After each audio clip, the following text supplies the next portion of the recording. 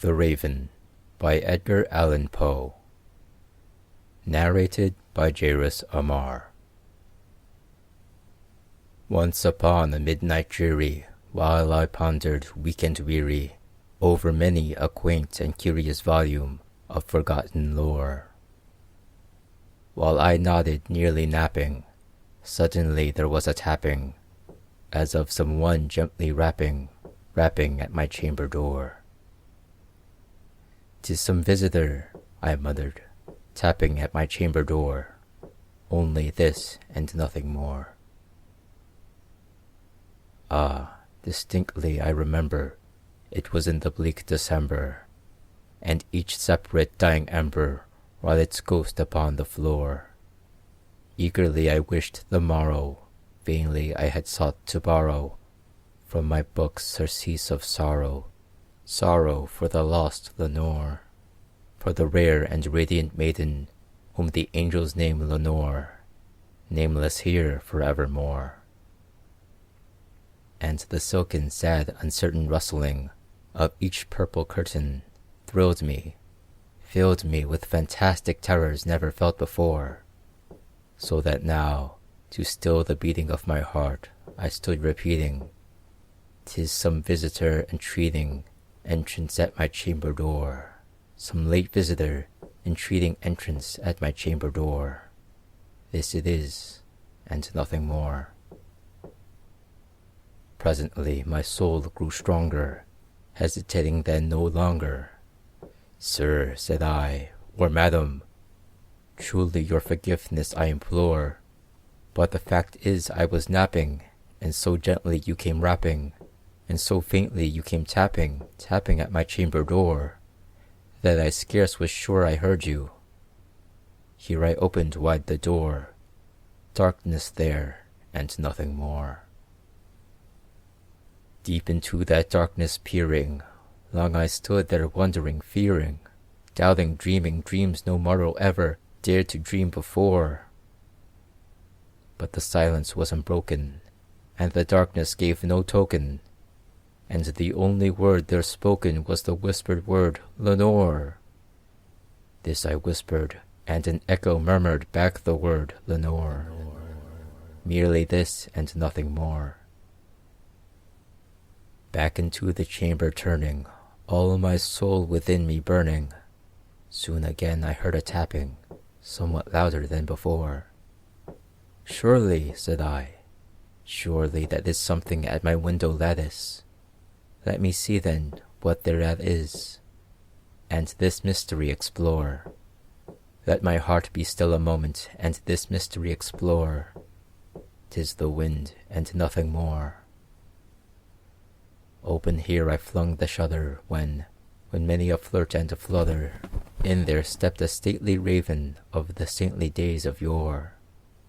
Not the least obeisance made he, not a minute stopped or stayed he, but with mien of lord or lady, perched above my chamber door, perched upon a bust of Pallas just above my chamber door, perched and sat, and nothing more. Then this ebony bird beguiling my sad fancy into smiling, by the grave and stern decorum of the countenance it wore. "Though thy crest be shorn and shaven, thou," I said, "art sure no craven, ghastly grim and ancient raven, wandering from the nightly shore. Tell me what thy lordly name is on the night's Plutonian shore." Quoth the raven, "Nevermore." Much I marvelled this ungainly fowl to hear discourse so plainly, though its answer little meaning, little relevancy bore. For we cannot help agreeing that no living human being ever yet was blessed with seeing bird above his chamber door, bird or beast upon the sculptured bust above his chamber door, with such a name as Nevermore. But the raven, sitting lonely on the placid bust, spoke only that one word, as if his soul in that one word he did outpour. Nothing further than he uttered, not a feather than he fluttered, till I scarcely more than muttered, Other friends have flown before. On the morrow he will leave me, as my hopes have flown before. Then the bird said, nevermore. Startled at the stillness broken by reply so aptly spoken, doubtless, said I, wedded others is its only stock and store, caught from some unhappy master whom unmerciful disaster followed fast and followed faster till his songs one burden bore, till the dirges of his hope that melancholy burden bore, of never, nevermore.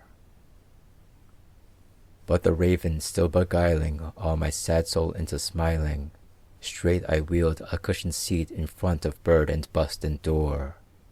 Then, upon the velvet sinking, I betook myself to linking fancy unto fancy, thinking what this ominous bird of yore, what this grim, ungainly, ghastly, gaunt, and ominous bird of yore meant in croaking, nevermore. This I sat engaged in guessing, but no syllable expressing, to the fowl whose fiery eyes now burned unto my bosom's core. This and more I sat divining, with my head at ease reclining on the cushion's velvet lining that the lamplight clothed o'er, but whose velvet violet lining with the lamplight glowing o'er she shall press, nevermore. Then methought the air grew denser, perfumed from an unseen censer, swung by seraphim whose footfalls tinkled on the tufted floor. Wretch, I cried, thy God hath lent thee, by these angels he hath sent thee, respite, respite and nepenthe from thy memories of Lenore.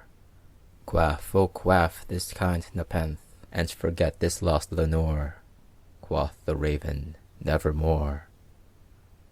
Prophet, said I, thing of evil, prophet still, if bird or devil, whether tempter sent, or whether tempest tossed thee here ashore, desolate yet all undaunted, on this desert land enchanted, on this home by horror haunted, tell me, truly I implore, is there balm in Gilead?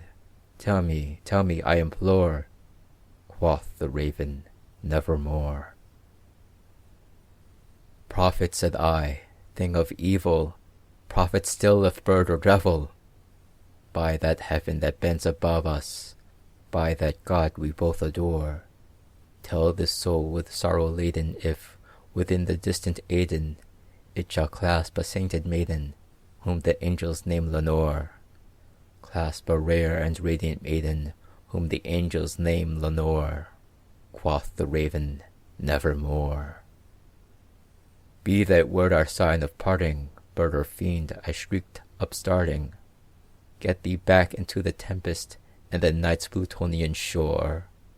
Leave no black plume as a token of that lie thy soul hath spoken. Leave my loneliness unbroken.